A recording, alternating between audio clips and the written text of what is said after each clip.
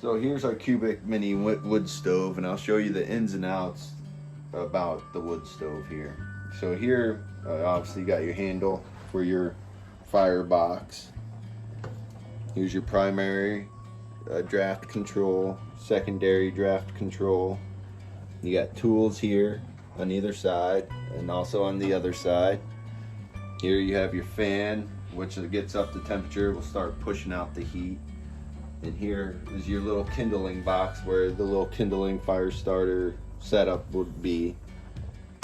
And down here you can also put your logs that you're going to burn within the day.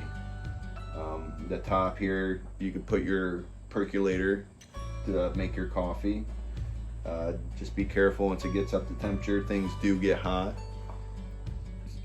So let me show you how you stack the wood. You put the bigger base layer down at the bottom, then you put your fire starter in the middle and put two medium pieces on either side, then your smaller pieces on top, and then you just go in there, you light the top of the fire starter every once in a while just to give it a little more oxygen. Since it's kind of small, you can give it a little air and flame it up. It helps the wood catch a little better. So once you when you get the fire started, you want the primary damper slid all the way to the right, which makes it open.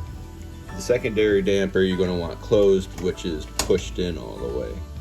So once you get it started, you got a good fire going in there. It's not going to go out.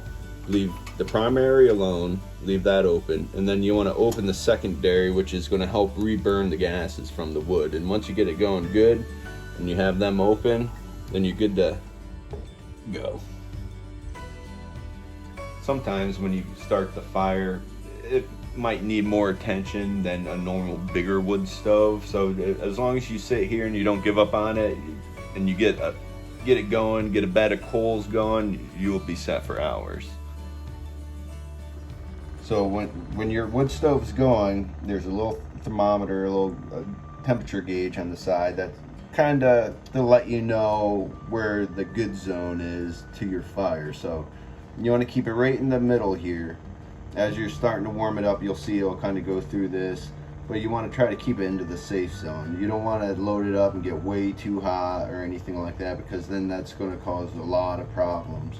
So your best bet is just to keep an eye on that. I mean, keep filling it up, keep it going, just keep an eye on it. And if you do notice it getting up too hot, you can close the primary damper a little bit, and that will settle the fire down.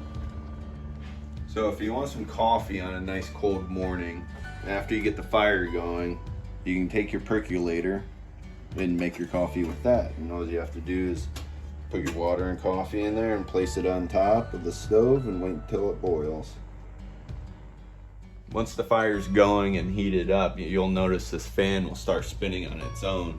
It will do that. It's made to do that. So that's going to help circulate the heat once the wood stove gets up to temperature, and it's going to help actually push the heat out away from the wood stove. When you're about halfway through, a couple hours, 3-4 hours of burning your wood stove, go ahead and open it up, and you'll see you got some coals in there. You can just tap the wood, pull the coals forward. Just be careful, it is hot, so you want to use the tools that are provided. So just try to pull them up, and then when you put your new pieces of wood in, put them in towards the back. So throw it in and use this tool to just push it back. The coals in the front are going to help keep the window clean, to help you enjoy the fire.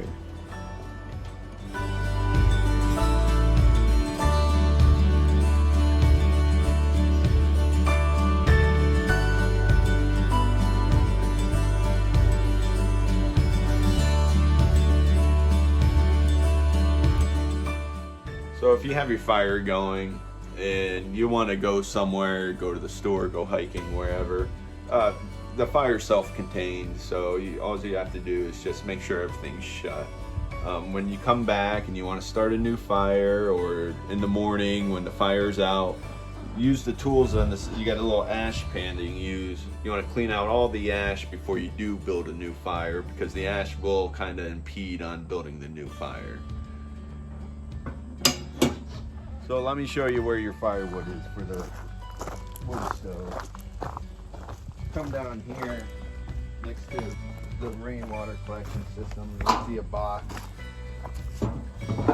And this is where the wood's going to be kept for your stay. So this will be full, some big chunks, medium chunks, some small chunks of wood for the wood stove. So when you come down here, grab a pile of it, bring it upstairs as you need. But this is where it's going to be.